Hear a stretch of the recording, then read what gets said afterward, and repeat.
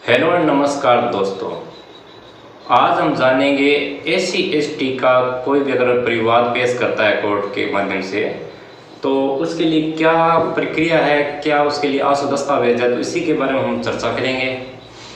तो अगर कोई किसी को जाति सूचक गाली निकालता है, जैसे कोई जनरल OBC कैटेगरी का व्यक्ति SC या ST के व्यक्ति को जाति सूचक गाली निकालता है या कोई भद्दी गाली निकालता है, तो इसके लिए एक मुकदमा लगता है SC/ST के अंदर।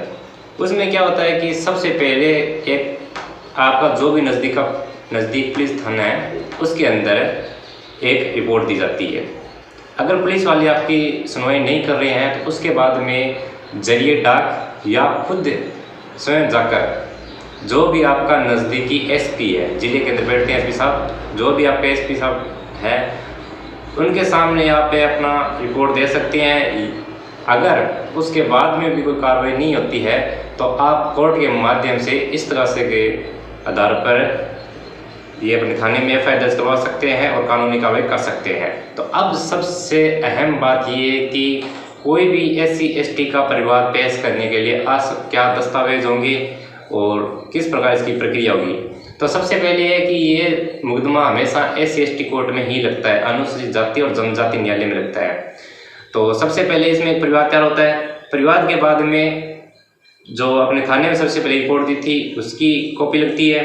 उसके बाद में जो SP साहब को आपने कॉपी भेजी है जरिए डाक या आपने खुद जाकर वहाँ पे पेश की है तो उसकी फोटोकॉपी लगेगी। और सबसे अहम डॉक्यूमेंट जो रहता है परिवाद के अंदर, उसके बिना परिवाद के कोई आधार नहीं है, तो वो है आपका कास्ट सर्टिफिकेट। तो आप जब भी परिवाद पेश करें तो उससे पहले अपना कास्ट सर्टिफिकेट जरूर बनवा लें, क्योंकि विदाउट कास्ट सर्टिफिकेट आप परिवाद पेश नहीं कर सकते हैं। अगर आप परिवाद पेश कर भी देते हैं तो वो कमी पूर्ति के अंदर आपका चलता रहेगा और आप किसी प्रकार की कार्रवाई नहीं कर सकते। उसके अलावा परिवादी का आधार कार्ड लगता है। तो ये सिर्फ इतने ही डॉक्यूमेंट लगेंगे। इसके अलावा जैसे आपके पास कोई अन्य एविडेंस है, जैसे कि उसकी वीडियो रिकॉर्डिंग वगैरह, ऑडियो रिकॉर्डिंग वगैरह जो भी है, वो तो क्या है, जब आपका परिवार न्यायालय में चलेगा तो कार्रवाई चलते समय जब एविडेंस में फाइल आती है आपकी, तब पेश किए जाते हैं।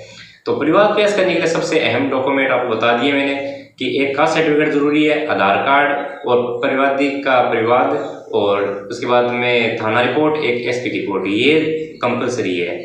इसके आधार पर ही आपका परिवाद न्यायालय में जो लग सकता है और उसके आधार पर ही कानूनी कार्रवाई हो सकती है। तो ये जानकारी आपको कैसी लगी हमें कमेंट करके ज़रूर बताएं। धन्यवाद।